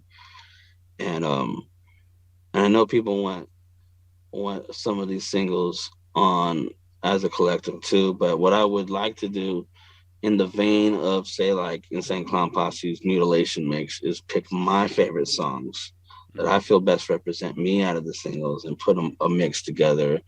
And initially, I wanted to, locally, because through all like the charity stuff that I'm doing, and like I'm starting to gain a huge name out here locally because I skipped all this shit. So there's a lot of people that weren't onto my shit out here. So I was thinking like, well, why don't I put all my best songs on one CD and just give them away to people? Mm-hmm. You know what I mean? So like people will catch up, and I feel like that's a good way to do it. But if I did that, then I know horrorcore people are gonna want it anyways too. So I might Yep. do both, you know. So uh so it is a plan, but it's not like a concrete plan just yet. It's just all thinking and thoughts. But once my new management and me come together and and square away all the details and the plan of action, you know what I mean? That's probably gonna be at the top of the list. Okay. Yeah, I would totally look forward to that. Who's the current roster of Mad Insanity Records? You know what? Like, I talked to Kosher today. Yes. And I talked to Kosher, and I was going through my old emails because I was looking for old photos, or I was looking for logo files that I might have. I think I was looking for Some Girls Deserve to Die artwork in Mm-hmm. high resolution because I had something that I wanted to do with it. And I came across a song that he sent me that's not released yet. I'm like, yo, let me put this out as a single, and I'll promote it as if I'm promoting myself. You know, I'll do all the same things for you as I'm doing for myself because you can't do it. And let's keep your name alive. And let's keep music coming out. And like, I know you have tracks at Buzz Records and Missoula with, Whitney Payton's old manager, Ryan, has a bunch of kosher stuff sitting in his studio, maybe, or a Black Santa out in, where's he at? I think he's in Was like either his Portland or Seattle. one of his older producers. Yeah. Yeah, I'm like, well, let's get a hold of all this shit, but in the meantime, let's put this song out. So it went from just being me to me helping Kosher out. And if J Riz wanted to do the same thing, he can do it. You know, I told Kung Fu Vampire, if you ever want to just be like Mad Insanity and put Mad Insanity shit out because you're better at merchandising and details more than I am, do it. You know what I mean? Let's do it. But to me, it's like it's always been a place of a stepping stone for artists when they need it that I'm friends with. Like Daniel Jordan, when he put out Love Kills, he put it out with the Mad Insanity logo. I was Or really Mr. surprised Grave, about that. I was like, whoa, Daniel Jordan on Man Insanity? What the fuck? He's a great friend of ours, you know what I mean? And when I go to Arizona, he comes out, you know what I mean? Like we kick it, like, and we don't even do music shit. We just go to, I think I went to a piano bar with him once, you know what I mean? Or we go out and shoot photos, or we'll go out and eat or fuck around or whatever, you know? So Mm-hmm. like Daniel Jordan to me was just like me and J Riz in the way of his personality, you know what I mean? And like when he wanted to put out Love Kills, was it Love Kills? I think Well, that's the name of it. Oh no, Killed by Love, my bad. When he put that out, it was with the Mad Insanity logo, you know what I mean? And we pushed it as Mad Insanity. And when Mr. Gray put out his album, his first big solo mm-hmm. album, it was with Mad Insanity because Mr. Gray and Gorilla Voltage were Kung Fu Vampire camp. Yeah. You know what I mean? And that's why So, those albums were so good, because they felt like Man Insanity records, the Mr. Gray and the like Damn Dirty Apes, because it had Mars on it, had Kung Fu Vampire, and then it had all the people that you guys fuck with, like a lot of Bay Area shit. So I just well, love like how much those fit into your catalog. it was almost like, when we meet somebody and we click right away, then to me, they're they're like people that you want to help or you want to be affiliated with because you're friends. Mm-hmm. And you know what I mean? So Kung Fu Vampire probably had a lot to do with Mr. Gray doing that. And Damn Dirty Apes and Gorilla Voltage probably got the attention first because they were roadies for Kung Fu Vampire at some point. You know what I mean? And Daniel Jordan introduced me to Kung Fu Vampire. And when he put me and J Riz on, well, he put me on and J Riz came as my hype man on that East Sham tour. It was Daniel Jordan that made it happen. And Kung Fu Vampire was the promoter for most of the shows. And he introduced us. And then he introduced us to Mr. Gray. And then Kosher, I read about in a magazine before I ever met him.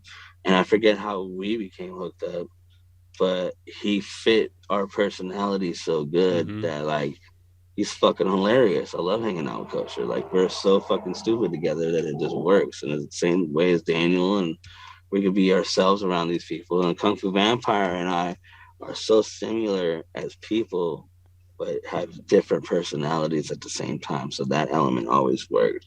So like again, I don't ever know what the Mad Insanity roster is gonna be because eventually it's some, Mr. Gray came out with that album, and then he went to Magic Ninja, Mm-hmm. and Kung Fu Vampire went on to do his own shit because he had a big enough name that he didn't need to be attached to us. Mm-hmm. And but he's forever attached to us because we're like best friends. We're like we hang out. You know what I mean? Like Mm-hmm. we take our kids to go play with each other, and Gavin, my son, is in his music video, or you know what I mean.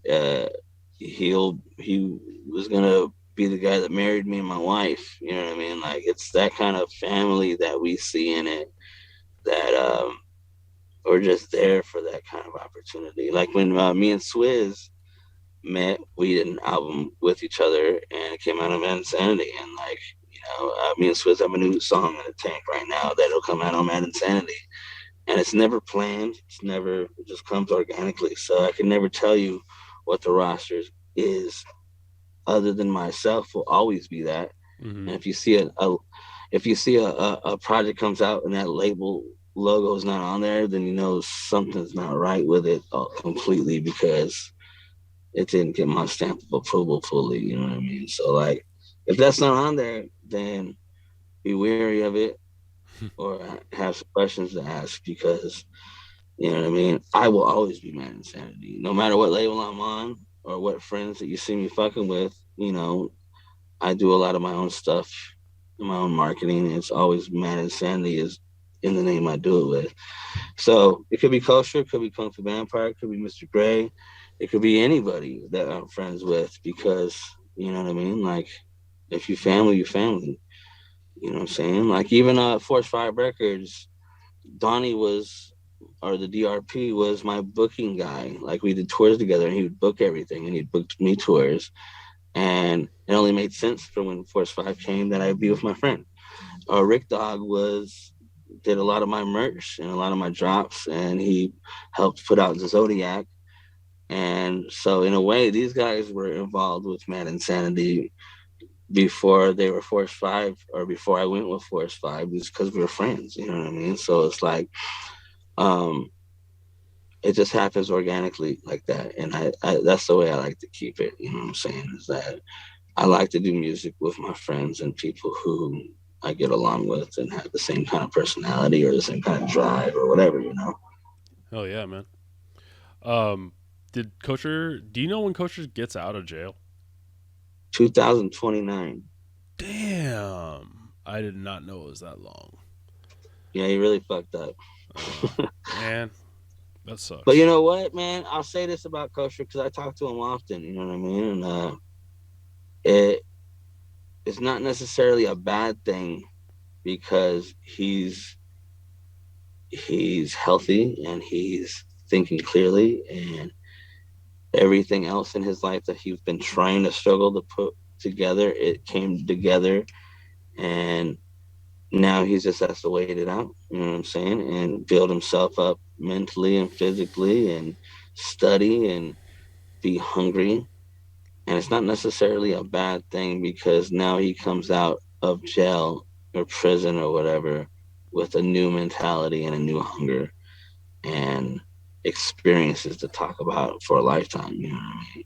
Like, to me, jail changed my life forever many different times, but this last big run that I had changed my life forever. And I think, even though I've made mistakes in between that and now, I reflect a lot about it. And people could, when I first got out of jail, some of my friends were like, you're different, you're just different. And I'm like, like I just have a new mentality about a lot of shit. You know what I'm saying? Like I have a new way of thinking about a lot of shit. I enjoy a lot of shit more.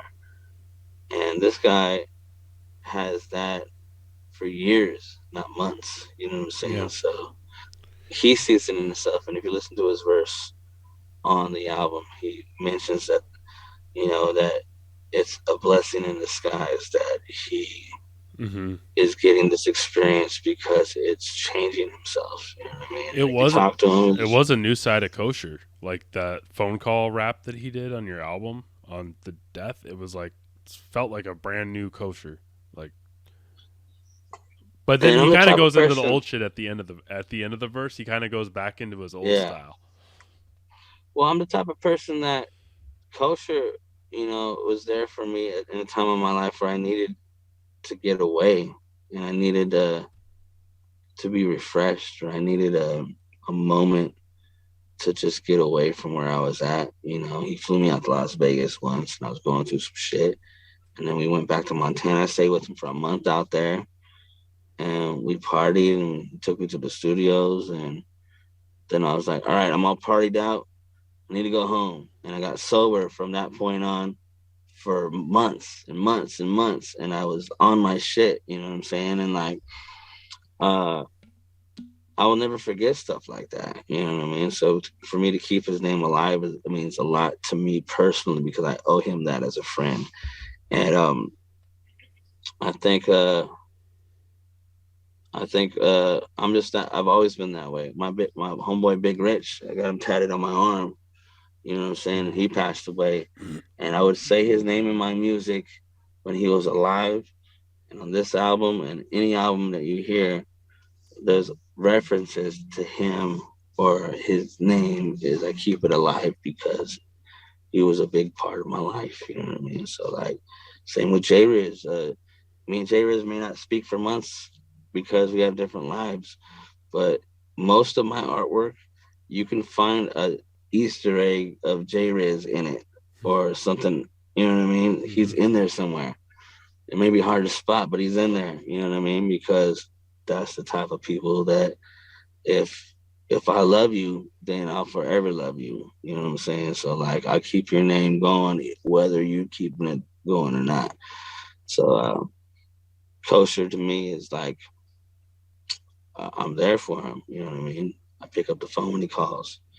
Uh, I try to pass messages or just do whatever he needs or give him advice or just be there. You know what I'm saying? Like when you're in jail or prison, like that's the kind of shit that you need. You look forward to. You may only got that little moment to look forward to. And if somebody doesn't pick up the phone, it sucks. You know what I mean? So I know that. Sometimes I'm too busy.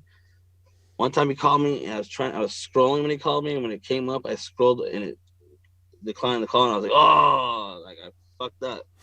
You know what I mean? I was like, damn it, that probably ruined his fucking day. Hopefully, whoever he calls next answers the phone. You know what I mean? So, damn. Yeah. Hopefully, yeah. Hopefully, he got but another call that day. yeah, because they're short. You know Yeah. what I mean? Sometimes like, oh fuck, I gotta go. Sometimes when I was in jail, I was writing the letter to the judge, and I was telling my mom what to write, and she was gonna send it to my lawyer, and they were gonna fix it. And I was like, yeah, and say that. And I look over and I was like, Mom, I gotta go right now. Shit's going down. And I had to run and go help my fucking people because a riot busted out. And she's like, what? Oh. You know what I mean? So those phone calls can get cut short on either end. Wow. So you gotta enjoy them when you can. You know what I mean? Yeah. It's just really too bad, man. That dude had such a good voice, such a good flow. But I mean, 7 more years, I bet he'll come back and he'll keep it. I hope he keeps doing music when he comes out. He will. I think he will, man. Uh he's somebody that's on my playlist that I listen to as if I don't know him. Yeah, man. All of it too. Like even his old like before Women Diaries or whatever it was. Like he had like all his old shit was so good too. So that's He has awesome. that he does that SpongeBob in Squishy. between everything. Yeah. I love that shit. So Yeah. yeah, like As listeners, if you haven't heard Kosher yet, that's Koshir. He's like party horrorcore, but like I wouldn't even call him horrorcore, but he's got the vibe that like fits him into the genre. and that's the thing about Insanity too, is Kung Fu Vampire had that element. He Yeah. wasn't horrorcore. And I was like, let me show you what we got going over here. You fit perfect. And Kosher, you don't know what horrorcore is. Let me bring you over here and show you. Like, this is the people that you need to be talking to. Yeah. You know, and when I was in Montana, every day we'd be in a different city in Montana. We'd be in Missoula or Billings or Helena. And everywhere we went, we'd go to a club and people knew who Kosher was. You know what I mean? People like, oh shit. And because he loves to fucking be where the bitches are at and party and fucking and have fun, and everybody loves that about Kosher. Everybody loves Kosher, you know what I mean? Because he's a good guy, you know what I mean? So his music reflects a lot of his personal shit, and it reflects his personality and his lifestyle. A lot of it is really Kosher, just like Kung Fu Vampire. A lot of his music is really Kung Fu Vampire. You know what I mean? So speaking of people that are out right now, because Kosher's temporarily out, is there anybody else in the horrorcore underground scene that you wish would make a comeback, like because of maybe jail, or maybe they like found religion and left, like Kill C or something like that? Well, he's back, but you know what I mean. Um, you know, first I want to say that Killer C, I'm very proud of that dude, because if you knew Killer C, like I knew Killer C, I or didn't know like how about that. we in the scene knew Killer C, he was wild as fuck. You know what I mean? I've heard some fucked up stories, and they're hilarious to me. But to see him smiling and in a suit and with his kids and his wife and him in church and him just loving his life is like amazing to me, and I can't hate on it. And I would say that he's somebody I look at that if I wanted to change my life in that view, Killer C makes me want to feel like it's okay to do that. You know what I mean? And I feel like he can still do both. You know what I mean? And I feel I'm super cool with that. And if he can't do horrorcore because of that, life doesn't reflect that anymore, then fuck horrorcore. You know what I'm saying? Like that's better. You know Well, what I it's mean? cool So because he released a lot of his old shit recently, like re-released some of his wicked shit, which I was like, man, I thought he was like not fucking with that anymore. But it's cool that now he's like not trying to bury it. He's just like, that's my legacy and this is who I am now. So I like I that really want to approach. read his book. I would I do love to read too. his book. I'm not religious at all, so I might like. Hopefully, it doesn't go too much down that path. I have a feeling it will, but You never know, man. And you know what's crazy is that, and I'll talk about this too because on this vein, and I know to answer your question, when X-Rated got out of prison, I was right there to help him out and like try to do what I could for him and connect him with the right people and shit like that. But it was disappointing to me. He was like, "Man, Mars, I don't really want to make that kind of horrorcore music anymore." I was like, "Fuck." Well, that's the thing that you had going on for you. You know what I mean? That's why I liked you. Yeah. He's like, "This is hug life," and I was like, "No, I want to kill people. Do it." You know what I mean? But he just got out of prison and he's given a new taste of life. I can't hate on that. So I want to hear Gangsta Nip doing shit where we get to hear it, and I want to hear more gory shit from Brother Lynch because in my age bracket, those are the people that I grew up on. So of course I want to hear it. And as a fan, I get when people are like, "I want to hear that old school Mars shit," and I'm like, "Well, I'm not the same person as I was then." Yeah. But I get that people grow as people. You know what I mean? So I don't know. I have a pretty decent relationship with most people in the genre that from the past or from. There's not many two new groups out there that are killing it. I feel like the same bunch of people are just maintaining. You know what I mean? Yeah. Like when Gmo Ski first came out, I was already on his shit. You know what I mean? Yeah, like me I met him 2 streets that way. You remember that way? Oh, I didn't meet him that early. Or that way? Yeah. But I met him that way. And I already knew who he was. "Oh, what's up, Mars? I'm Gmo Ski." I was like, "Yeah, I seen your fucking Ninja Sword video. That's just tight." You know what I mean? And he is a factor now, and he doesn't even really claim horrorcore because he didn't come from that. But horrorcore stuck to him. Yeah. So to me, I want to hear more Gmo Ski. You know what I mean? I want to hear more Necro. I want to hear more people who've been killing it are always gonna kill it if they just love what they do. So you know what I mean? When Flatliners came back out, I'm like, "Fuck yeah!" Yeah, you know what I mean? Like, Prozac is one that's been gone for a while. It'd be cool to see him come back. Yeah, I seen that King ISO reached out to him, and it's time for him to make music. But some of the most original underground artists were like me and Man Insanity. And J Riz. I would say J Riz was one of the first original people that came out with KGP, Half Breed, and House of Crazies, and Bedlam and LU Cypher. Those were like the only ones out. And so, that's my bread and butter, man. So when I heard of Bedlam, I heard of them because Virus Independent sent us a Bedlam that tape with Bedlam on the other side. And before Chemical Imbalances or whatever. Is that Acid Revelations or something? I don't know. Something no, like wait, that was KGP. I mix up all their titles, yeah. I think that the tape came with it when it goes, Madness, I fucked the bitch on a piss stained mattress. That one came out.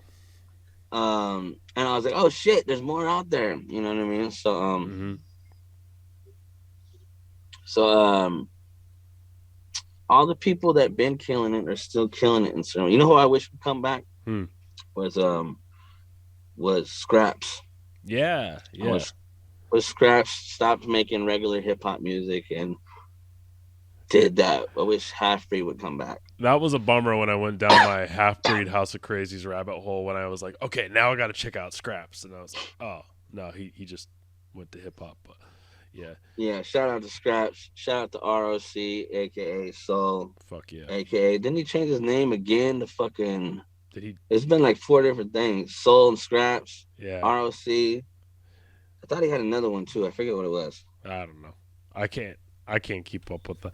I actually thought Soul from Chop Shop. There's a Soul in Chop Shop too. Southwest Soul. And I thought that ROC was in Chop Shop for the longest time but it's actually a different Soul. So yeah, I heard of him before. That's kind of like when people thought that you were part of a psychopathic records group, Dark Lotus, and I still I don't know how I still see. I don't know. I don't know how it happens. that fucker was in that group for like 2 weeks and Yeah. it ruined everything. Well, the weirdest But thing is, like, I see people that look like they've been juggalos forever saying, like, "What up? I love you in Dark Lotus." I'm like, how do you not know the dude in the Hannibal mask, like, wasn't in Dark Lotus? Like, it's so.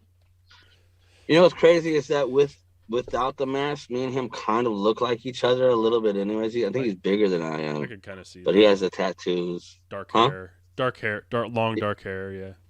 He just has a funny ass little accent and fucking talks about Jesus and shit now. Yeah. He Yeah, he's like, went to God too. Juggalos, you juggalos. I don't know, he has a weird fucking accent or whatever. But that guy was on my dick for a minute there. You know what I mean? He was like, you need to change your name.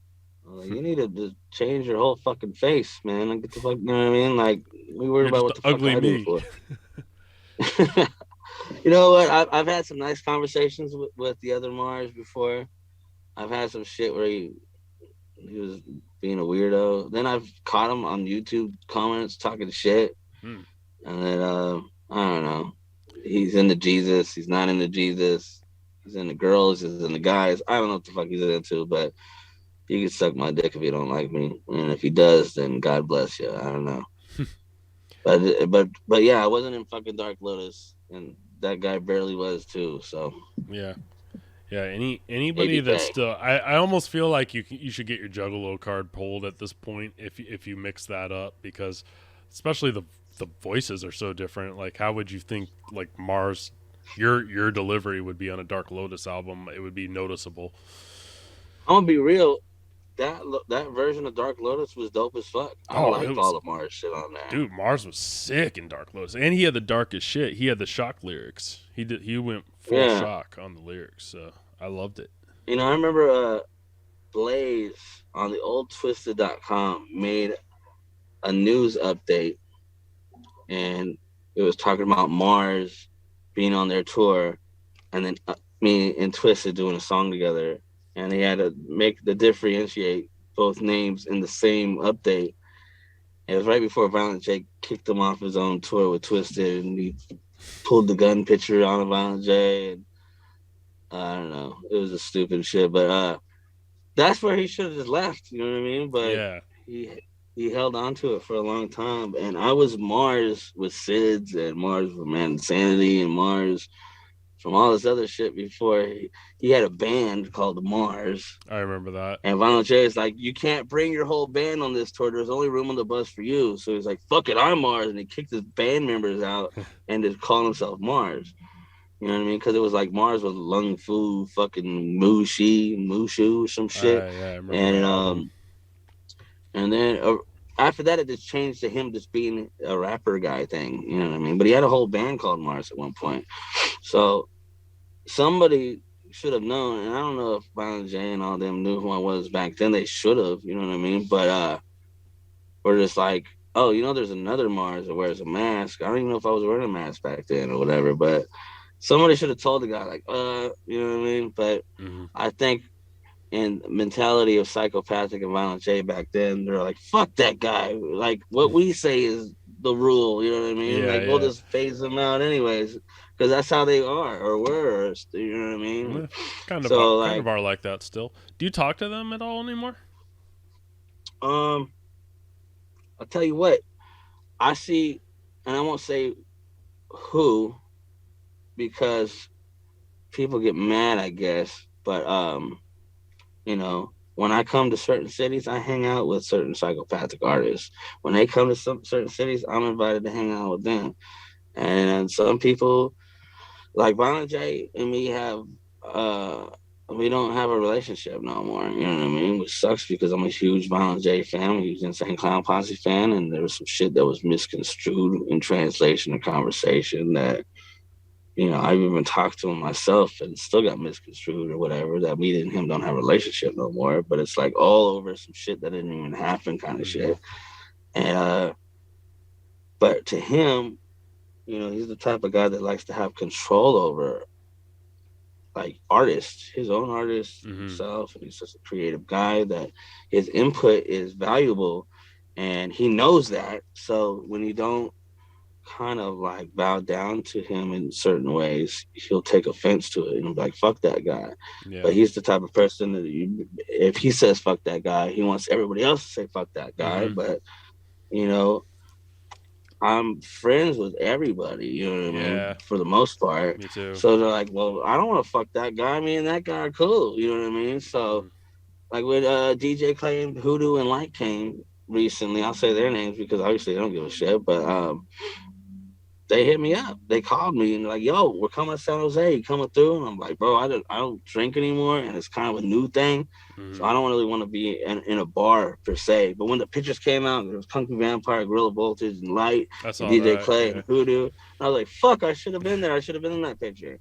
You Yeah, know what I man. mean? But I made this. So I talked to certain artists over there, and I talked to certain staff members still, and but officially, I think when it comes down to it, I probably wouldn't get invited to the gathering or on a tour and shit again or whatever until me and Violent J sit down and like he man to manly talks to me and was like and hears me, you know what I mean? Or Mm-hmm. maybe he'll hear what I have to say and be like, still fuck you and Yeah. whatever, you know what I mean? But I don't think we got a chance to really do that where he was open to hearing what I had to say. He was more interested and me hearing what he had to say. You know what I'm Yeah. saying? So I feel like, that. it got fucked up over some dumbass shit. So Mm-hmm. like nobody did nothing to each other really. So it was like I think when cooler heads prevail in a situation like that. So I love him. You know what I mean? Bon Jay's Yeah. done a lot for me, and Psychopathic has done a lot for me. And they lit a fire under my ass at a time that I needed it, and I've had a lot of great times with them. So there's no hate in my blood for any of them. You know what I mean? I think it's just I put myself in the position unknowingly that it would piss somebody off because I didn't, like it was over a bitch. You know what I'm saying? So like out here, like where I'm at, like motherfuckers don't fight over bitches. You know what I mean? We don't. Like if my homeboy fucks some girl that I used to fuck, I'd be like, yes, totally she has a good pussy. You know what I mean? Yeah. Who cares, right? Like I wouldn't be like, you fucked my girl I used to fuck? Fuck. You know what I mean? Now we gotta fight. Or now like I'm mad. People be like, you're being kind of a bitch right now. So like Yeah. And to also, me, nothing like against no one, but like, if you left someone, like, why are you hanging on to that? You know what I mean? I get that, but don't get me wrong, I get that part too. You know what I mean? I Yeah. get that part too. But I think more of an ego blow because, you know, nobody likes to see somebody with somebody else. Mm-hmm. And I wasn't even with nobody, but I think to him it was like a not a blow to his ego, but it was almost like an insult. Like you're gonna fuck with him? I'm fucking Violent J. That's his fucking Mars. I get that. You know what I mean? So I don't know. Plus, he's probably Like got I so said, many people telling him so many different things. Like, who knows what oh yeah. version of the truth he heard? What there So, was, yeah, what's fucked up is that I was reading shit about myself in the situation that didn't happen, and like and the internet has a bigger voice than I do. And it's not like I'm gonna address some weird ass shit on the internet like a fucking press release. So I hmm just let it all do its thing. You know what I mean? Like no, and I found a lot of it. when I was I reading was all about that interested in shit, my own story being told. I was like, oh, can't wait to see what I did next. You know what I mean? yeah, But when I I was just reading think it's about that, just I one of thought it was bullshit. Like, I was just like, I don't take any because on Fago lovers, everyone's speculating about shit or like on Facebook or something, and I'm just like, that's what they're supposed to do. and I'm like, You know man, what I mean? like you guys are just drinking the Kool-Aid basically about this shit. And to me, I think also the people talking about it and making it a story of its own kind of pissed them off too because I didn't really I didn't really address it because I kind of wanted it to just go away. And then when I was asked about it, I was forced to address it. And then it was started like it just kind of boiled out of control. And I was like, bro, like, I didn't even do anything. You know what I mean? Like I was just being nice to this fucking person. And then now they hate me because I didn't want nothing to do with it anymore. You know what I mean? I was like, this is way too much shit. Like I don't even, Yeah, and I don't. I literally think that's the worst part about the scene is like the like what side of the fence are you on kind of bullshit. It has nothing to do I'm with horrorcore for me. It's It's just like, I maintain my own yard. You know what I'm saying? yeah, word. And sometimes I hear the neighbors fighting over there. I'll look out the window and see what's going on. But they could both come over here and get some sugar, or I'll, you know what I mean, go to each one of my neighbors' house and sit with them both because it's not my fucking business. You know what I mean? Yeah. And if they come over here looking over my fence to get into my business, it's my fault for being so fucking loud about it. You know what I mean? So, Yep. you know what I mean? I'm like I said, like sometimes with the internet involved and you're like living where people look at you under a magnifying glass and more people than others, then your mistakes are there, your relationships there, your rumors take on its own life because you left it out there for people to speculate. And Mm-hmm. sometimes when you speculate, this story sounds better than this story, so you tell the better sounding story, and then it becomes its own shit. But I guess at the end of the day, like I'm just used to just talking to somebody like, look, if you don't like me, that's fine, but let me talk to you first, and then you go. And if we still gotta like square up or we gotta, you know what I'm saying, handle it, at least hear what I gotta say first, and then make your decision. Yeah. You know what I mean? And that's kind of how men talk about shit, and I just weren't able to do that. And not even just with him. There's just certain people in the world that you haven't got a chance to do that. And I Yeah. think a Some lot people of are like, misunderstandings it's like are talking never to, addressed. yeah, that's tough. I'm sure I'm like that. You know what I mean? Yeah. Sometimes you can't tell me shit. You know what I mean? Mm-hmm. So, but who am I? Like I said, who am I compared to him? So that's what he probably feels. You know what I mean? And I think I never wanted to strike back really with anything that was said about me. And like I mean, like I'm not never been afraid to talk about it. I just don't like talking about it because I don't want people to think that I'm against them, you know what I mean, or Yeah. anything like that. But I know it's always been brought up. But like people thought like when he on that Detroit show where he was with Rude Boy and I forget who else he was with when he changed the lyrics to another love song to talk about to say something to me. I kind of Somebody sent remember it to that. me. And I was like, yes. And I listened to it. I was like, fuck yeah. You know what I mean? I was like, Yeah. were you supposed to want me to be mad? I would That's take that fucking with, hilarious. I This would guy's take a that with genius. honor, man. Because now you're up Oh, I there with fucking loved it. Eminem getting dissed by Violent J. So, Yeah, and I was like, that's funny. He's like, I'll kill you, Mars. And I was like, yes. You know what I mean? I'm like, this fucking guy was on my wall with a poster. Like, he made it funny. You know yeah. what I mean? Maybe he felt he had to address it in a funny way. So, Yeah. and like, to me, it wasn't a diss. It was like, I'm completely flattered that he did that for me. You Yeah. know what I mean? Like, he comes from a wrestling world. He gave me a fucking push. You know what I mean? Yep. So, I was never mad about it. I'm not mad at anything. You know what I mean? So like sometimes you just gotta let people be mad at you, and you don't get the opportunity to kind of rectify anything in the situation. You know what I mean? Yeah. At the end of the day, I'm a man, so like there's nobody that's gonna like you know talk down to me or whatever. But sometimes you gotta respect enough for somebody to just leave it alone. You know what Yeah. I'm saying? Yeah. I agree. Just let them catch up to you if that's what that has to happen. I mean, yeah. I mean, like I said, I'm not. I try not to be mad at anybody. You know what I'm saying? I always get my feelings hurt when people are mad at me. You know what I mean? Especially when it doesn't have to do with them. I'm like, I might have did this to that person, but why the fuck are you mad at me for? Like, what the fuck? I didn't do it to Yeah. you. You Yeah, know what I man.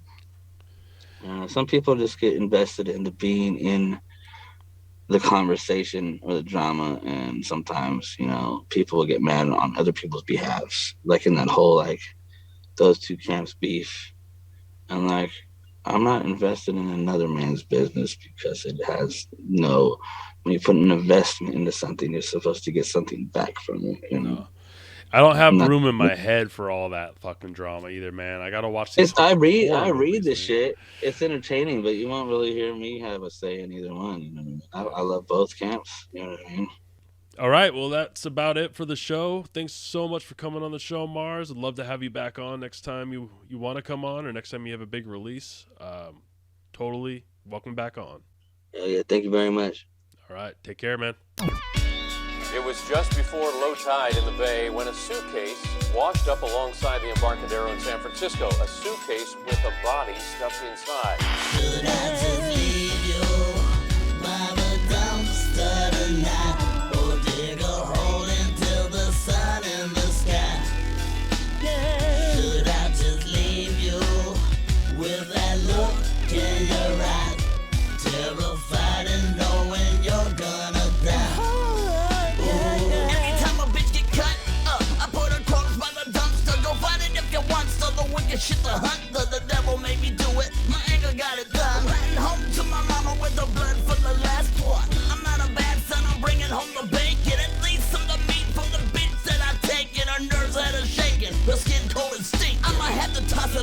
out the back of my Lincoln. Should I put him in a hole or fucking just ditch him? Or should I put a body in the water with a sister? I can't understand it, the hooker hold a bandit. Take him home that second man, I stuff him in my cabin. Just leave you by the dumpster tonight, or dig a hole until the sun in the sky. Should I just leave you with that look in your eye, terrified and knowing you're gonna die? Ooh. Digging holes for days, sometimes in advance. Some bitches found topless, I come up on their pants, walk around in a trance. My life's mission's great, and I don't talk about it on this next take. First I hold them down and scream and look them in the eyes, pull their titties out and don't ask why. I'm a 600 bitch, the itch to choke women. Put them in a suitcase if they go swimming. If they found all the evidence was washed up, got their head and their hands and their feet sawed off like a shotgun. Got one, well I got four. Shoot them in the back, shut the truck door. Drive around for an hour looking for the right spot to top the body up, hoping that I'm not stopped by the police. Oh geez, who's that behind me? Ain't not a one motherfucker won't find me. I wish I could stop one day, but no can do. I leave a bit like Cinder Cat too. If you see me on the street, what up? Know where the bud is, smoke a leave a floating in my luggage. Should I just leave you by the dumpster tonight, or dig a hole until the sun in the sky? Should I just leave you with that look in your eye, terrified and knowing you're gonna die? I'm gonna leave you,